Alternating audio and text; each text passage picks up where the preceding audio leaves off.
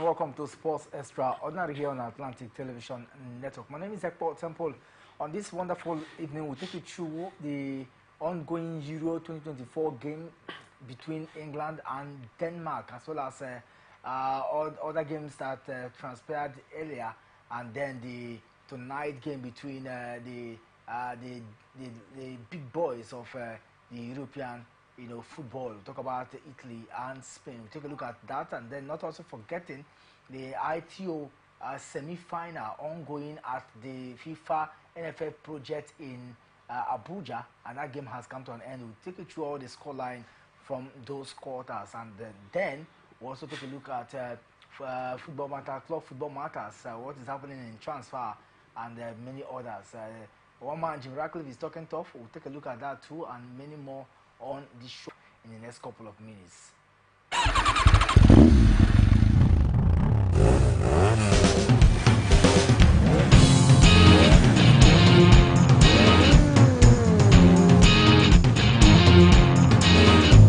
Greenwood's went for goal. Goalkeeper missed it. Right again. Oh, fight there. He does a right hand and down goes Paul straight away.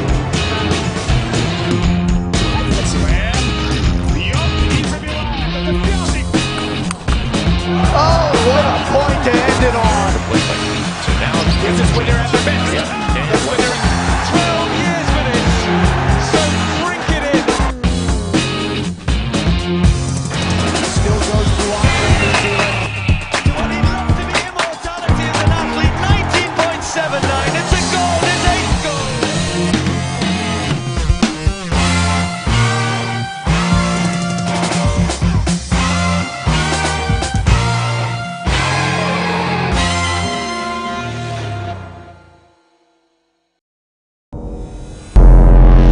every day. From the line across the ocean to the land beyond the mountains, through the Sahara, we bring on sport news, live analysis, expert discussions on trending stories in politics, business, socio-economy, sports, and documentaries. So tune in.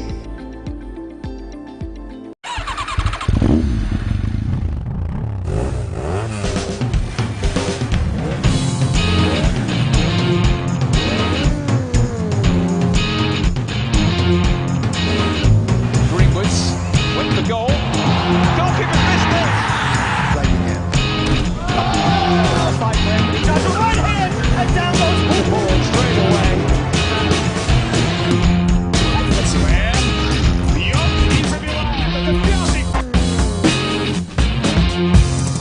Still goes to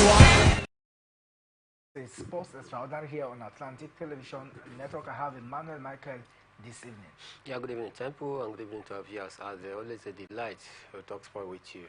Always a delight to talk sports. Just this evening, it's Abia Warriors in the finals of this year's President Federation Cup, and of course, it's galore. We saw what transpired 2 days ago when the deputy governor of Abia State, promised a lot to the team. They get to make it to the finals, and after 0-0 in the regulation time at the FIFA Go Project pitch in Abuja, it ended in favor of Abia Warriors via penalty. 4-3 it ended in that particular one. Abia Warriors truly showed resilience straight to the finals of this year's President Federation Cup, Mike.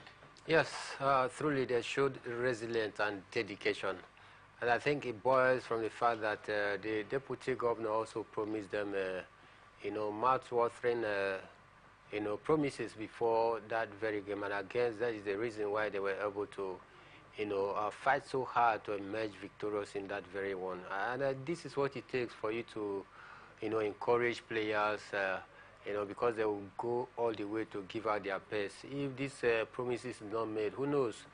A player might just, be very lackadaisical in the game. But when a deputy governor promises a team, that if they did get to the final, it's going to be a massive reward for them.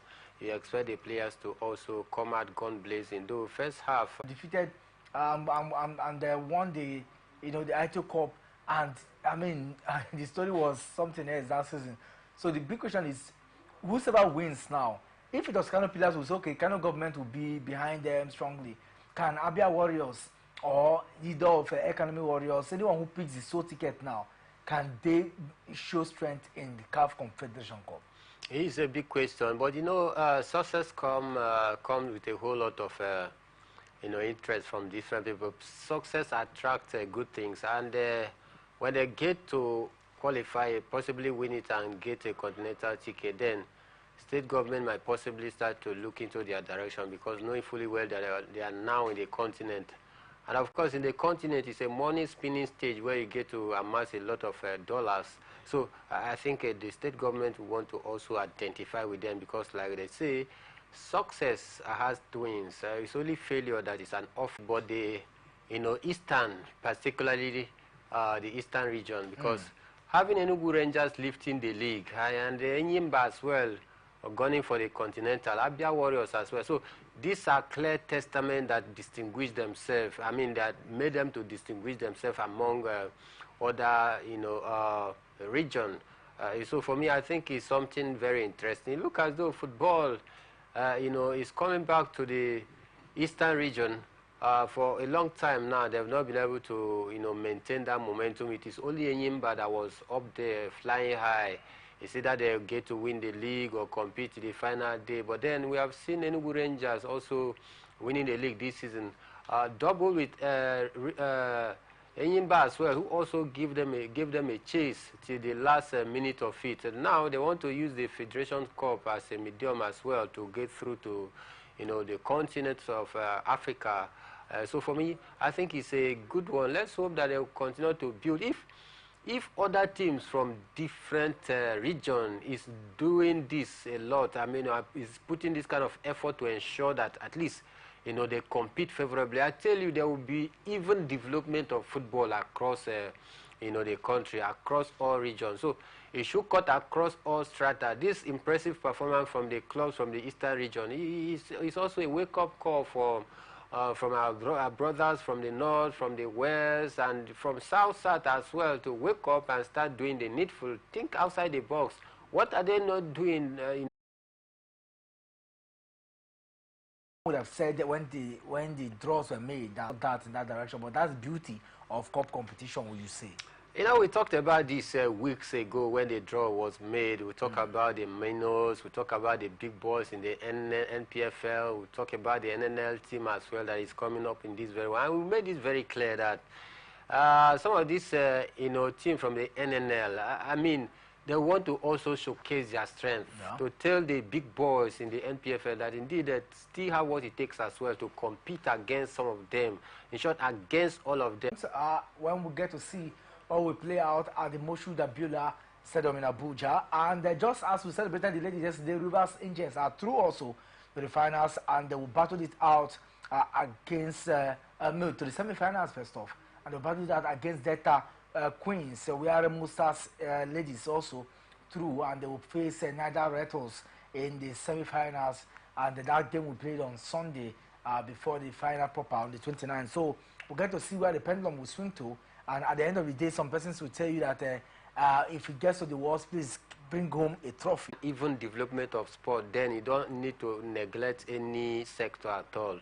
That holistic approach must be, you know, totally carried out so that we see a massive improvement of sport generally. So talking about the beach soccer, I think over 3 haven't had any competitor to authenticate the fact that they are very much on ground. So a good thing that the presidents of the federation have also deemed it necessary to also revitalize, you know, the dying beach soccer out there. And it's going to be a good one. Thank God as well that we have a sport minister who also is buying with the same opinion, is queen the same line of thought that sport generally, and not just football, need a total approach towards, you know, restoring Nigeria back into the Committee of Nations when you talk about the powerhouse of sports in the world. So I think for me it's a nice idea. Let's hope that they don't just do the talking alone, but they should also accompany this talking with walking, so that we see that some of these ideas, these lofty ideas, come to fruition. Has you know, gone through to the next round. Veronica Kudmatova, after a long spell of not getting to see her on a beautiful scene.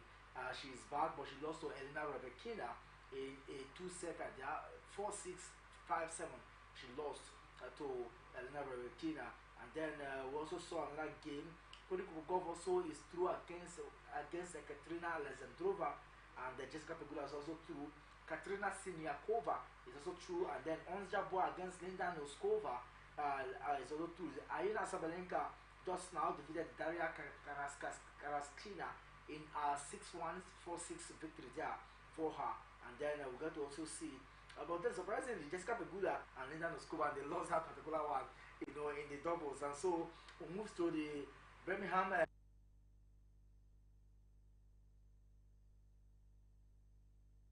Players keep themselves fit as well and gather some points to stay very, very comfortable in the ranking when the world ranking is out, possibly by next month. Possibly by next month when the world rankings is out, and I can tell you for sure that a lot of battle ongoing for the ladies, and of course for those of you who enjoy massive football outings. But let's see how the preparation for the Wimbledon will be. It's the third Grand Slam of the season, and all the players are adjusting hard to be in that particular one. I can tell you for sure that as we head straight to the Euros, it is 1-1 in favor. When we come back from this short time, I will take a look at what has happened in Euros yesterday, and then also take you through just some of the actions today, and then the big one tonight. Not forgetting that Leicester City now have a new coach in Steve Cooper. All this will form the conversation when we come back from the short time out. From the line across the ocean to the land beyond the mountains, through the Sahara, we bring all sport news, live analysis, expert discussions on trending stories in politics, business, socio-economy, sports, and documentaries.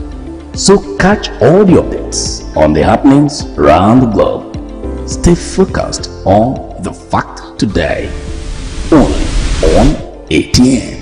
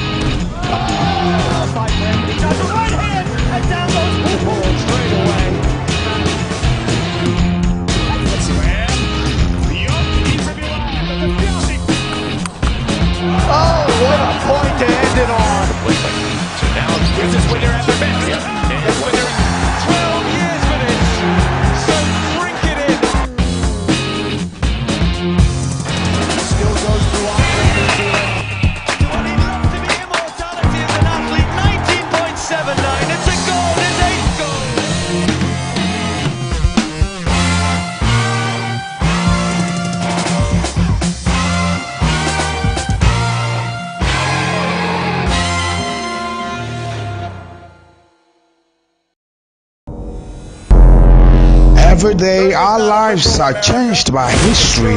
We are one people, all of us. Leaders, politics, Nobody's ambition is what's the blood. I have fought a very firmly. natural occurrence, war, and the world economy. I belong to everybody, and I belong to nobody. ATN covers it all on ATN Politics today.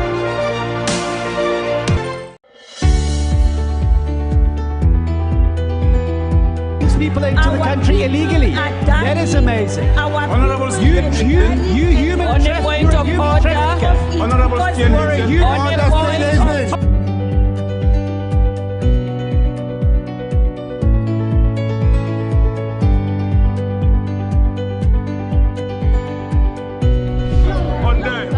They are not picking our calls. They made up their minds.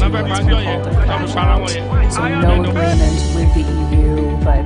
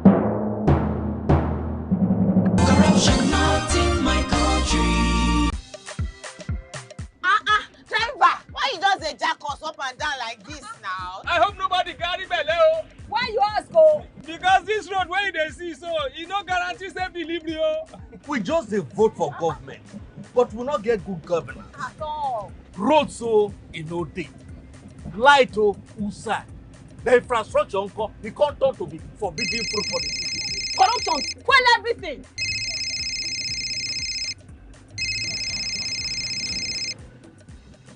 Hello? Hello, madam. Good afternoon. Good afternoon. My name is Mrs. Ayeni. I am calling from the Ministry of Humanitarian Affairs. Okay. Okay, I've been expecting your call. Madam, remove this your phone from loudspeaker. Now my phone be like that. Hello? Are you there? I hear, I'm hearing you. Yes. We saw a copy of them now. Ma, the prices you quoted are way too high now. Madam, sorry, please don't call. We found the laptop you said is 1.8 million naira for 600,000 naira. Hello? Now my body network there. I can't hear you. Network is bad. Madam, we can hear you. Continue. Hello, I can't hear you. I will call you back. That behavior not good now. Madam, now this kind behavior they kill our country. You suppose do things differently, make Nigeria for better.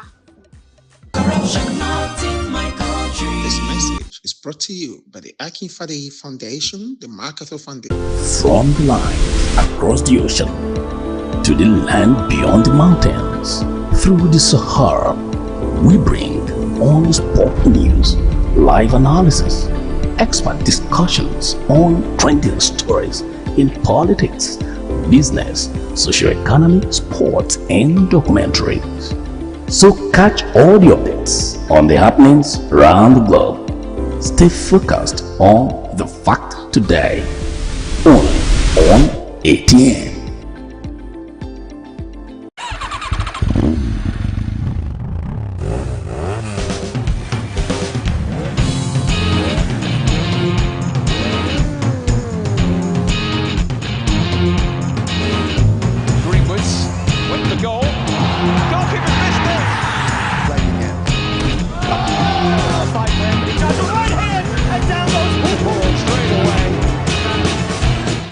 Back from that break, if you're just joining us, it's Sports Extraordinary here on Atlantic Television Network, and it is time now to take you through the happenings in Euros, where England currently plays Denmark, and after 73 minutes, it is 1-1 apiece between the both sides.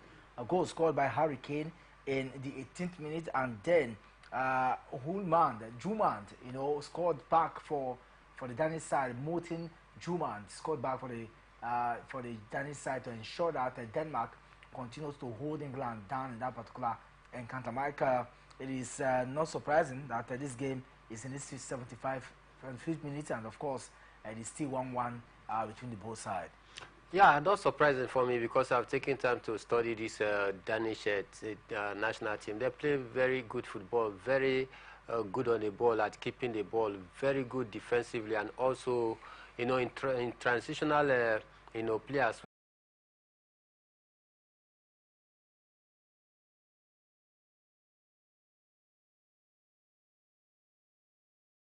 Denmark, for me, where you expect the fact that they got all 3 points, but then they have failed to live up to the expectation for me. And I think if Denmark could just push further, I see Denmark nicking this one on the board, getting all 3 points, because I've actually, been watching the game, and I tell you, England is not looking like a team that is very serious at this point. And again, another advantage for the Danish national team is that most of their players, they apply their trade in the English national, in the EPL.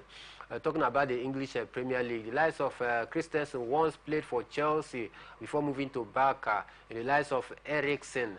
These are English Premier League players. So they understand the pattern of the English national team more than any other team. About 8 or even 6 of their national team players out there, it's all playing for the English Premier League. So I think that makes it very easy for them to also be able to nullify and neutralize this English national team. Take a look at the way they are dominating and dictating the pace in the middle of the park. I tell you, they are a joy to watch. And if care is not taken, England might just end up losing this game. Maybe Kaspar Jumant, who is the coach of Denmark's team, is a little bit understanding. Maybe he had studied the English side. Of course, you know that some of these things they play themselves because they play qualifiers and they play, you know, just to get to this level. And one thing very important is the ability for them to, you know, hold strongly. And if a win for England today will progress them to the next stage because of the draw that we saw earlier between Serbia and then Slovenia, and that would have been a good one. But let's talk about the game. You look at the formation. It's 4-2-3-1 formation for England as compared to a certain 3-4-1-2 formation. You know, so it look more like a very cagey formation. There no freedom to express themselves, and just maybe that could have also hampered the impact. Just maybe a tweak from Gareth Southgate would have you know, given more light, or bringing unusual players that you know will bring that can bring cohesion to the team. Maybe, but I mean, this is the normal 11 that you're expecting to always play, except for the fact that these days he uses Trent Alexander-Arnold, you know, as a defensive midfielder, other than, you know, a fullback. You know, that's for me. Does it? But Jude Bellingham, Harry Kane, Phil Foden, Bukayo Saka, any day they are fit, you expect that these guys will be on the starting 11 of Gareth Southgate. I think for me, Gareth Southgate is too rigid and too stereotypical in his tactical formation. That is just his problem. Playing 4-2-3-1 formation, that has always been his formation, and I believe other teams are also watching to take advantage of this his weakness, which for me has not been able to resolve. If you take a look at their first game, you see this weakness clearly show. It was the only right wing that was effective in their first game. The left wing was nullified. In fact, it is not working. This second game, presently, this game against Denmark, you also discover the same problem. You know, only the right wing from Bukayo Saka, that is the wing that is functioning.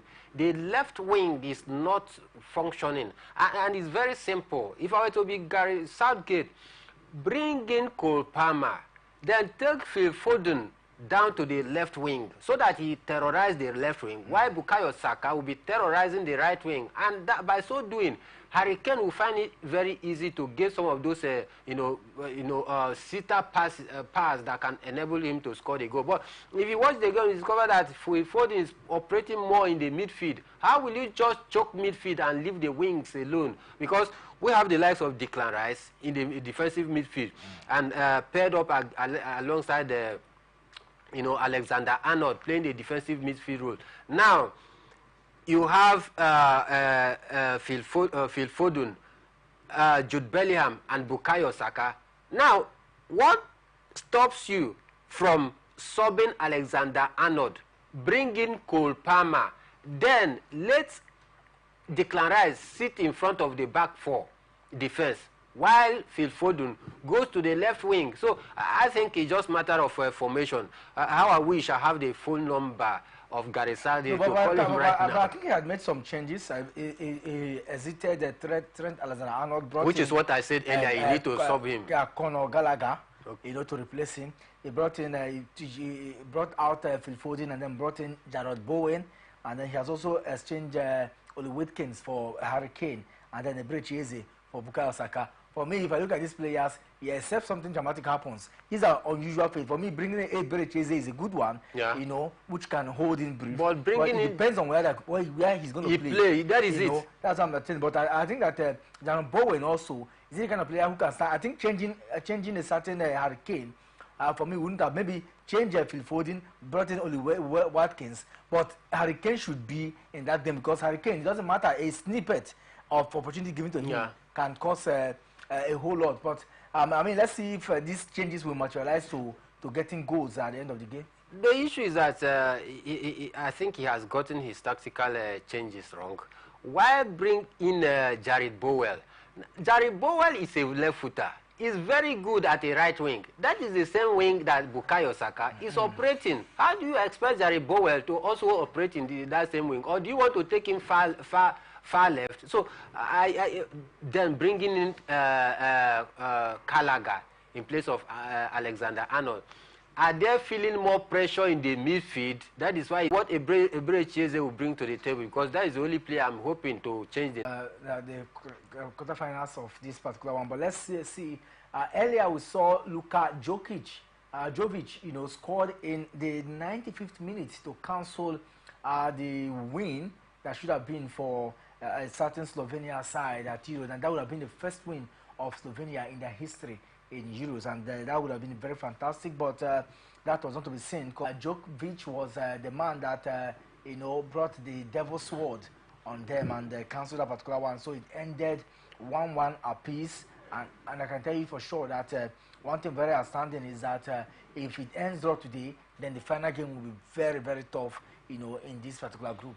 Definitely, we'll be very, very cagey if today's game ends in a draw between England and Denmark. It's going to make the group even more open for all these teams. Any of these teams could progress through if it ends that way.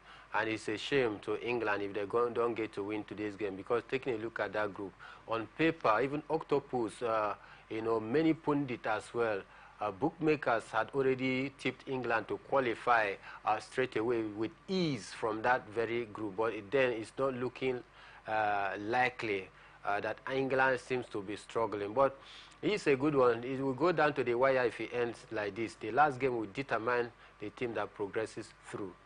The last game will determine the team that progresses through, and later this evening we'll see that big one, and that game, if the first formation and the first 11 we saw is anything to go by, then we expect that Danny Cavaja should be, you know, in this encounter in the fullback. Nacho, Robin Nomad, and Marco Curella. These guys should form the bulk of the defense. Then Pedri, Brodri, and Fabian Ruiz should be at the center of the midfield if he plays a 4-3-3 formation. And then maybe Lamin Yamal, Alvaro Morata, and Nico Williams, that's tentatively should be in the forefront to ensure that because the 4-3-3 formation with these guys, it gives them that avenue to really spray themselves, and we saw what they did in the first game. Beautiful display, demolished their opponents in that encounter.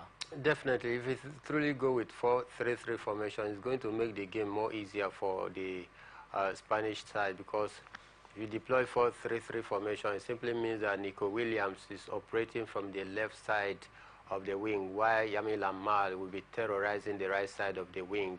Pedri as well, and Rodri, the midfield maestro, will also continue to dictate the pace in the middle of the park. So while you have Amorata as the appointment, I tell you, if there's anything to go by, maybe, just maybe, they might get to win it in a slim margin, but I'm just seeing the game ending up in a draw. Of course, it looks like a draw, because I wanted to ask, you know, if you look at the Italian side, Scamacca is a very beautiful player, you know, when you look at the way they play. And of course, Spalletti is a very tactical coach. It looks like he's going to play diamond formation where he plays a 3-4-2-1 formation. And in the formation, that's the same formation that, although a little tweak as compared to what the Denmark are playing against England, you know. But when you play a 3-4-1-2 formation, it means that you want to draw in that encounter. You know, not certainly to win, but you just want a draw. And it looks like this game might just be, but we have Nicolo Barella, Lorenzo Pellegrini, David Fratesi, Federico Di Marco. These are players that can cause upset. You don't just close your eyes on them. Federico Chiesa is seeing the game, and then we'll have Bastioni. These are players that can, you know, hold their own. But let's see what Italy. For both teams. And ahead of tomorrow encounter, it will be France, the Les Blues, against the Netherlands, and that game promised to be a very tough one. And we'll hear from the camp of the French side that they are preparing. Mbappe looks to be in the right direction, according to the Deschamps, who confirms that Mbappe might be putting on a mask. You know, it all depends on what the medics have to say from now till tomorrow, but Mbappe might likely feature in that game against Netherlands. Yes, of course. I know that Kylian Mbappe, being the captain of the team, also want to play in that very well, because he's an X factor. He is the, you know, the flagship man for the national team as it stands right now. He calls the shots. I mean, he makes a difference, and that is why I think he's going to do everything possible, despite the broken nose in their first game I think the medics, they're walking around the clock right now to ensure that Kylian Mbappe is fit, if not 100% fit, but then they can also support him with a nose mask as well to, cushion the effects of, maybe colliding against any other player out there. But one thing is very certain, that this French national team, they boast of a good squad, but they will be coming up against another formidable team, talking about the Orange Boys as well. So that one promises to be an exciting game as well, come tomorrow. And this is Mbappe playing his fourth, major tournament with the French national team, and a player that has scored 47 goals in 80 appearances for his side, captaining his side, and of course he will be also showcasing his feat when next season starts with Real Madrid. And let's see how it all pans out. And the other person will always be thinking, how does a player play in a mask? What's the difference? But the Deschamps has come out to say that they don't need to bother about how he will play in a mask.